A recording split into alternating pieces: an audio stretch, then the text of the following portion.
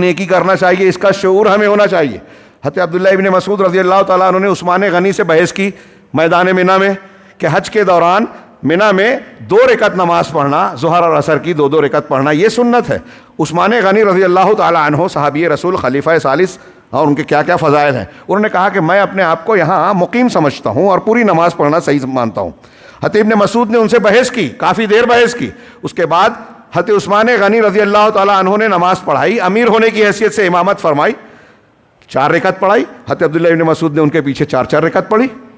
نماز کے بعد لوگوں نے سوال کیا ابن مسعود سے، کہہ رہے ابھی تو آپ کہہ رہے کہ سنت 2 رکعت ہے اور ابھی آپ نے 4 پڑھی۔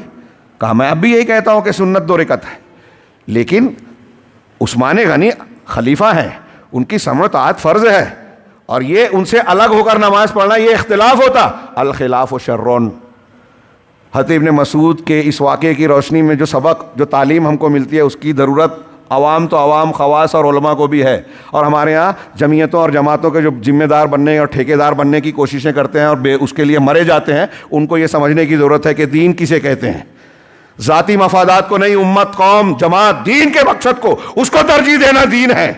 اللہ کے یہاں جواب دینا ہوگا، یہ اللہ کا ڈر ہوگا نا تو آدمی کے اندر یہ شعور آئے گا۔ حضرت ابن مسعود نے کہا کہ الخلاف شرون، اختلاف بری بات ہے۔ ہاں، امام احمد بن حنبل اور بعض دوسرے علماء کا بھی قول ہے کہ اگر اللہ کی طرف سے مجھے یہ بات معلوم ہو جائے کہ تمہاری ایک دعا دے رہا ہوں، ایک دعا قبول ہوگی، تو میں یہ دعا اپنے لیے، اپنے گھر والوں کے لیے نہیں مانگوں گا، میں یہ مانگوں گا کہ پروردگار مسلمانوں کی اجتماعیت کو قائم رکھنے اور اس کے امیر کو تو بھلا کر، اچھا کر، اس لیے کہ مسلمانوں کا امیر اگر صحیح ہوگا تو پوری قوم کو فائدہ ہوگا، اور اگر میں اپنے لیے اللہ سے کچھ مانگوں گا تو میرے گھر والوں کے لیے ہوگا۔ کتنی بڑی بات ہے، کتنی اہم بات ہے، یہ دین کی گہرائیاں ہے۔ یہ وہ بولتا ہے جو قرآن حدیث جانتا ہے، جس کا لا الہ الا اللہ محمد رسول اللہ کلمہ زبان سے نہیں دل سے نکلتا ہے، جو اس کے معنی مفہوم کو سمجھتا ہے، جس کو جہنم کا ڈر ہے، صرف دکھاوا نہیں کرتا، اس کو احساس ذمہ داری ہوتا ہے کہ اگر میں عہدہ لے کر بیٹھا ہوں، میں اگر مسلمان بن کر بیٹھا ہوں تو لا الہ الا اللہ محمد رسول اللہ کا حساب دینا پڑے گا۔ یہ احساس اس سے صحیح کام کرواتا ہے، اور اس کے سامنے جب اتحاد کے نسخے بیان کیے جائیں گے تو وہ قبول کرے گا۔ تو میں عرض کر رہا تھا کہ جتنے بھی دین کے فرائض ہیں، دین کی تعلیمات ہیں اسلامی، آپ دیکھیں گے کہ ہر جگہ آپ کو اتحاد وحدت المسلمین کی تعلیم ملے گی، اور لوگوں نے کہا کہ توحید رب کا لازمی نتیجہ ہے توحید المسلمین۔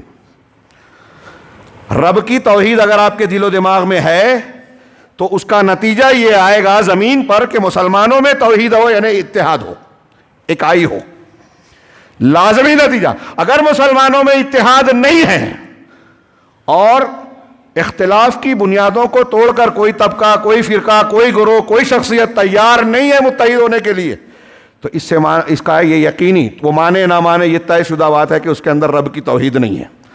مطلب ایک دم سے نہیں، اس کی توحید کے تقاضے کو اس نے سمجھا ہی نہیں ہے۔